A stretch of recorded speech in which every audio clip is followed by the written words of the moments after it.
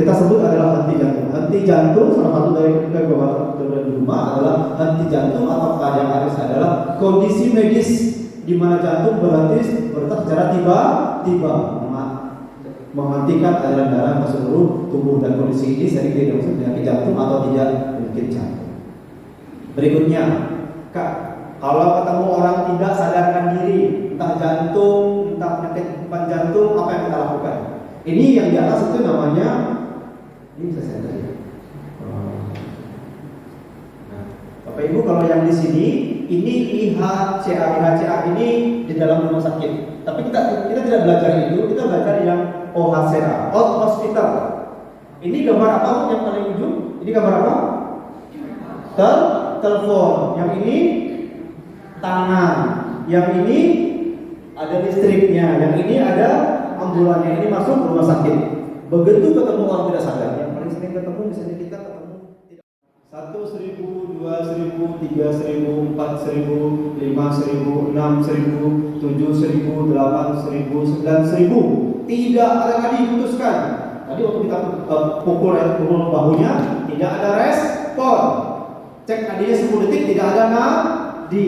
Setelah itu cek nafasnya. Cek nafasnya nggak perlu kita dekat-dekat ke tempatnya untuk cukup dilihat pengembangan dadanya saja. Ya, putuskan.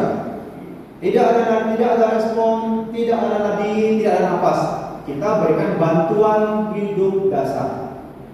Nah, itu setelah ini. Nah, setelah itu kita berikan bantuan dasar. Kita lanjut dulu. Saya coba gambarkan. Kematian klinis itu biasanya kalau di rumah sakit dokter vonis meninggal. Apa yang menjadi patokannya ada 4. Tidak ada respon, tidak ada nafas, tidak ada nadi, dan tadi dingin badannya, pucat dan sebagainya. Biasanya 30 menit pertama setelah vonis kematian namanya kematian klinis. Setelah itu lebih dari 30 menit namanya kematian biologis. Artinya organ-organnya sudah mulai rusak. Ya, kaku, lebam, sudah ada pembusukan dan sebagainya. Berikutnya, nah kita lihat persentasenya. Kalau ada orang serangan jantung, ya, kalau kita sudah terlatih menggunakan bantuan hidup dasar, 1 menit terlambat kita masih punya kesempatan 98% dari 100%. Tapi kalau kita 4 menit terlambat menolong orang dengan tidak sadarkan diri atau serangan jantung, kita sudah kemungkinan berhasilnya 50%. Ya, tapi kalau 10 menit kita terlambat, ya, kita hanya kemungkinan berhasilnya berapa? 1%, alias tidak tertolong. Jadi perlu cepat, tapi cepatnya terlatih. Atau minggir, stay clear. Ya, minggir. Ya, bukan kita mau so bisa ya, tapi kita coba membantu. Minggir. Setelah itu baru cek respon. Cek respon apa tadi? Caranya gimana Bapak Ibu? Apa tadi caranya? Pukul pundak. Setelah itu baru pastikan tidak ada respon, tidak ada nafas, baru panggil bantuan. Ada lagi namanya alat AED. AED itu automatic external defibrillator. Ini alatnya adalah untuk memberikan listrik di jantung. Nah, listrik di jantung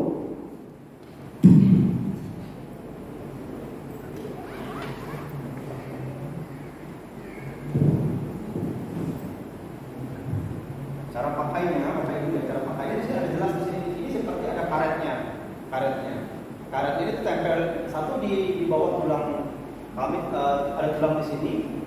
Ya, tempel di satu, kemudian di sini di bawah kuping susu, di bawah kuping satu. Ya, seperti ini. Nah, caranya kita ikut saja. Jadi ini namanya AED, Automatic External Defibrillator. Artinya ini secara otomatis akan memberikan listrik di jantung pasien, di jantung orang tidak sadar. Tidak perlu di-setel berapa joule listrik yang diberikan. Jadi pastikan kalau pasiennya datang, tidak ada nafas, kita bisa berikan bantuan kalau ada di gereja, kalau ada di mall, kalau di sekolah. Caranya gampang, Bu. Cuma nyalain seperti ini. Nih.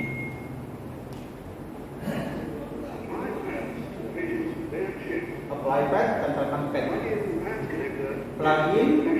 Plugin kita tempelkan, masukkan plugin. Setelah itu kita dengarin aja. Analyze.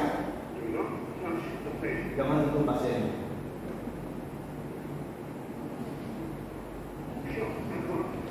5. Charge. Charging. Stay clear of A. Giving up shot. Now, press the Everybody clear? Saya akan memberikan shock dalam hitungan 1, 2, 3. shock delivered. Shocknya masuk. 4, Maksudnya begini. Begitu pasien tidak sadar, tidak ada, tidak nafas. Kalau kita tanya ke security atau di gedung itu punya AED kan? Kalau punya AED ambil AED, ya, untuk memberikan listrik di jantung. Jantung kita tuh punya listrik apa? Listrik di jantung. Nah, ini bisa menganalisis apakah pasien ini perlu listrik atau tidak. Makanya dia bilang shock advance, perlu shock. Setelah itu charging, dia akan mengisi daya. Begitu mengisi daya, nanti dayanya terisi penuh. Begitu dayanya penuh, kita akan memberikan listrik. Begitu kita berikan listrik, pasiennya harus jangan disentuh. Kalau disentuh, kita sentuh berjamaah. Betul? Ya. Artinya ini untuk awam, untuk medis. Ya, semua orang bisa melakukan asal tidak terlatih sudah belajar. Pak, bangun Pak. Ya, bangun Pak. No respon. Cek nadi. 1.000, 2.000, 3.000, 4.000, 5.000, 6.000, 7.000, 8.000, 9.000, 10.000. No pulse. Ya, dan nafasnya tidak ada nafas. Betul? Tidak ada nafas. Setelah itu kita panggil bantuan. Halo, dengan rumah sakit Upida. Ada yang jatuh, ada yang pingsan, tidak ada nafas, tidak ada responnya, tidak ada nafas. Oke, kami jemput ya ke rumah sakit Upida. Sambil nunggu bantuan datang, kita tolong dulu. Tolong nafas. Bapak Ibu punya, kalau ada pasien punya puting susu, bayangkan Bapak Ibu punya satu garis di bawah puting susu. Hubungkan puting susu kiri dan kanan, cari tengah-tengahnya. Cari tengah-tengahnya. Di tengah-tengahnya tangan kita begini nih. Nah, begini, yang dominan yang paling bawah. Ya, paling bawah. 30 berbanding 2. 30 untuk pompa, 2 kali untuk nafas. Ya, itu seperti itu. Ya, ini puting susu, kita ambil satu, nanti dicoba ya. Iya, oke, yang lupa yang dominan yang paling atas. Ya. Oke, kita hitung ya. 1, 2, 3, 4, 5, 6, 7, 8, 9, 10, 11, 12, 13, 14, 15, 16, 17, 18, 19, 20, 21, 22, 23, 24, 25, 26, 27, 28, 29, 30. Berikan bantuan nafas. 1, 2. Ya? Nanti kita coba ya. Nah, kita coba. Oke, pegel nggak? Pegel. Ya, betul ya. Jadi semuanya kita perlu perlu aman. Artinya jangan sampai kita belum sarapan, tiba-tiba lewat ada kecelakaan, kita pengen kuping nggak tahu kita lagi nggak kuat juga. Betul? Berarti nggak aman untuk kita, betul? Oke. Setelah itu kita berikan selama 2 menit. 2 menit. 2 menit itu kurang lebih 5 siklus, artinya 150 kali pompa dan 10 kali pernapasan. Kalau ya pernapasan. Irfan 1 tahun, ada juga 2 tahun. Nah, bedanya kalau orang dewasa, Bapak Ibu ya dewasa itu hilang nadi, hilang nafas. Yang paling sering itu karena gagal jantung. Gagal jantung. Yang lebih duluan itu jantungnya hilang, baru nafasnya hilang. Itu sering terjadi pada dewasa. Tapi kalau infan itu gagal jantung, gagal nafas, tidak original tentang penyakit jantung. Tapi kalau infan itu lebih sering nafasnya duluan hilang, baru nadinya.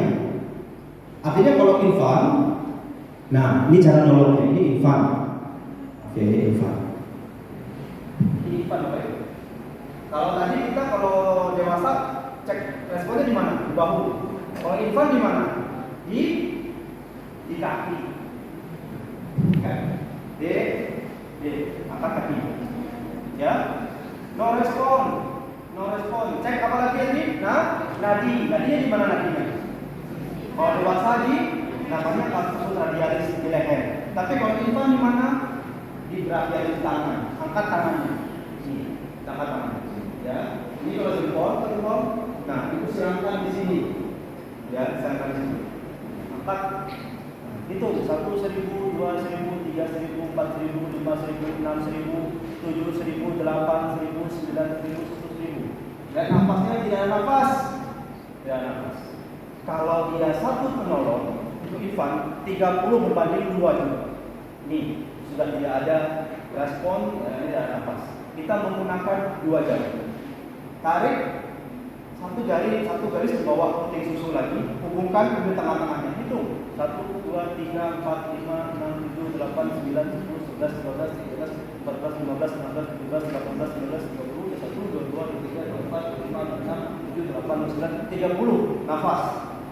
1, 2. Penolong datang berdua orang. Begitu 2 orang penolong, karena kita mau kejar-kejaran sama nafasnya, 15 berbanding 2. Tangannya pindah. 1, 2, 3, 4, 5, 6, 7, 8, 9, 10, 11, 12, 13, 14, 15. Nafas. 1, 2. Kalau 2 penolong. Kalau 1 orang yang menolong 30 berbanding 2 sama dengan dewasa. Ya, Bapak Ibu ya. Tapi kalau 2 penolong, karena kita mau kejar-kejaran sama nafasnya, ingat ya, pada infan itu yang sering bilang kesadaran itu karena nafasnya duluan. Kalau orang dewasa bilang kesadaran itu karena nadinya duluan, jantungnya duluan bermasalah. Tapi kalau orang infan, nafas duluan. Jadi nafasnya yang perlu kita pertahankan. Ya, itu untuk infan. Nah, pertanyaannya, sampai kapan Pak kita menolong ini ya? Sampai kapan kira-kira? Sampai kapan? Sampai kapan? Sekarang tadi kita tolong selama 2 menit. Tolong dulu 2 menit ya. Udah 30 pompa, 20 nafas, 30 pompa, 2 nafas. Setelah 2 menit kita cek lagi tadi ya. Setelah 2 menit kita cek lagi nadi. Pak, ya, masih nggak ada respon. Cek nadi, nggak ada. Cek nafas nggak ada. Lanjut lagi. Kapan kita berhenti? Yang pertama, tadi kan panggil bantuan. Bantuannya datang, betul? Nah, kalau bantuan sudah datang, bukan wewenang kita. Ambulan sudah datang, berarti ambulannya ambil, betul? Yang kedua, apa kira-kira? Yang kedua apa? Yang kedua, tadi kan kita apa? Berikan bantuan nadi, bantuan nafas. Sudah ada nadinya sudah ada, nafasnya sudah ada. Jangan dipompa lagi, orang nafasnya sudah ada, nadinya sudah ada, berarti kita boleh stop, betul? Berarti kami sudah sadar kan? Kita cek respon itu pasti sudah sadar, bisa dibilang Pak, bangun tak? Iya. Bapak tahu di mana? Di gereja. Ya, pasti sudah sadar. Stop. Ketiga, apa? Ketiga, timbul tanda-tanda kematian yang kita yakini. Kalau di rumah sakit memang teman-teman medis ya yang memutuskan mati dengan meninggalnya pasien ya. Kadang-kadang Bapak Ibu kalau di ICU pernah lihat pasien tiba-tiba kita punya keluarga dipompa jantungnya, dokter bilang stop. Padahal kita masih mau dipompa terus kan, betul? Ayo dong pompa dong, itu kan keluarga saya, betul? Betul? Tapi dokternya vonis meninggal karena sudah punya tadi tanda-tanda kematian, ya sudah punya tanda-tanda kematian yang tidak mungkin lagi untuk dipulihkan, sudah irreversible. Yang keempat, yang terakhir yang paling penting, penolongnya kelelahan. Ya, kalau ibu sudah lelah dan maksa, jadi jangan gantian tolong. Ya, jadi kita sudah memberikan pertolongan, bantuan nggak datang juga. Setelah itu kita kelelahan, boleh stop? Boleh kita stop. Ya. Kalau security-nya terlatih, kita gantian, nggak boleh berhenti. Nah, begitu alatnya datang, nyalain aja. Nyalain aja, ya.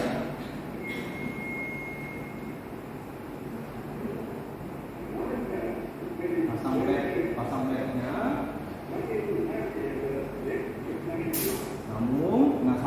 sambung, sampai nyambung ini kita tetap pompa nih, jangan sampai berhenti. Ya, bilang enggak, sampai dia bilang clear. Ya, pompa 1, 2, 3. So, advice, terus ya, jangan berhenti.